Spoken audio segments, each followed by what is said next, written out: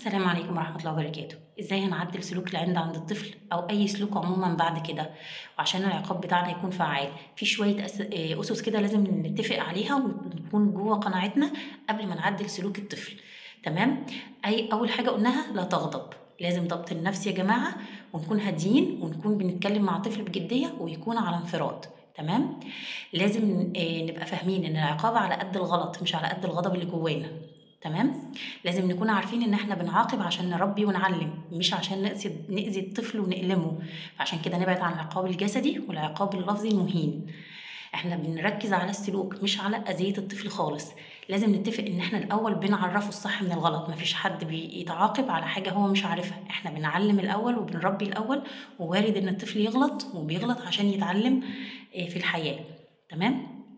بعد كده خلاص هنعاقب بقى، يبقى لازم يبقى فيه حاجة واضحة، العقاب اهوت، الغلط اهو والعقاب بتاعه اهو، يبقى فيه وضوح. تمام. مش هنعاقب مرة واحدة ولا فجأة.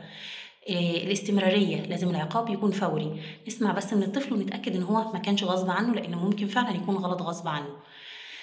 خلاص وهو قاصد يبقى العقاب فوري، ما نأجلش عشان ما يحسش ان احنا بنهدد وخلاص. تمام. لازم يكون فوري، لازم العقاب يكون متناسب مع الغلط، مش غلط صغير وعليه عقاب كبير، لازم يكون فيه توازن. تمام.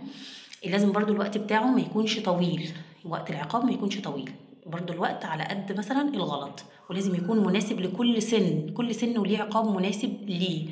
تمام. فالحاجات دي لازم نحطها قدامنا اساسي قبل ما نعاقب الطفل. ايه العقاب بقى المناسب لكل سن؟ استنوا الفيديو اللي جاي، لو بتتابعوني على قناة اليوتيوب هتلاقوا الفيديو مفصل على القناة، ولو على الفيسبوك هسيب لكم الحلقة كاملة في التعليقات، واستنوا الفيديو الجاي بقى علشان تعرفوا العقاب المناسب لكل سن. والسلام عليكم ورحمة الله وبركاته.